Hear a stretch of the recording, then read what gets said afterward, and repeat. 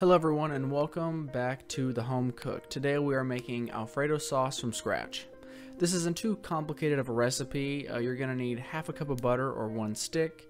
You're going to need a quarter teaspoon of pepper, half a teaspoon of salt, half a teaspoon of Italian seasoning. I mix those all together as you're going to put them all into the mixture at once. You're also going to need a cup and a half of heavy whipping cream as well as 2 cups of grated Parmesan. You'll see later how I decided to cut the Parmesan, and you're also going to need 2 teaspoons of garlic minced. So I went ahead and put the butter inside the pan. The pan is off right now, but just so it can kind of get soft and melt a little quicker when it does come time to start cooking. I'm gonna go ahead and mince the garlic up, measure out the 2 teaspoons and set them in a bowl to the side, as they're going to be incorporated into the mixture when we add the dry seasonings later on in the video. So right now, as you can see, there it is. We're gonna turn on the pan. I turn on low. I did like a medium low, closer to low. You don't want the heavy whipping cream to start to turn and actually like cook inside there.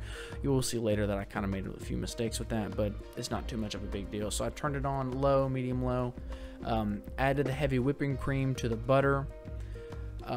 This little carton of heavy whipping cream that I got was the perfect amount. It was an entire pint, which is 2 cups, so I just left half a cup left in the heavy whipping cream, which I actually made into whipped cream today. So you just add it, turn medium low heat, and while you're waiting on that, go ahead and I finally grated the Parmesan. I just felt like it would melt better into the sauce, the mixture later on. So you know, I just kind of slowly stir it, incorporate the butter with the heavy whipping cream, and then you're gonna add the seasonings. I decided to do the dry seasoning first, then you're gonna want to add the garlic, and then you're gonna actually want to whisk them together so that they can completely emulsify inside the mixture. And there we go, mixing it. And this also allows the butter to kind of get really inside the heavy whipping cream too. I kept the spoon there, I guess, to taste later and things like that. But you know, after you should continue to stir it for a minute, but I kind of took a break just so I can kind of finish what we had of the Parmesan left. So this is the 2 cups of Parmesan. Finally grated it, used the entire block. So it was pretty interesting nonetheless, and it was actually really good Parmesan cheese. I decided to get the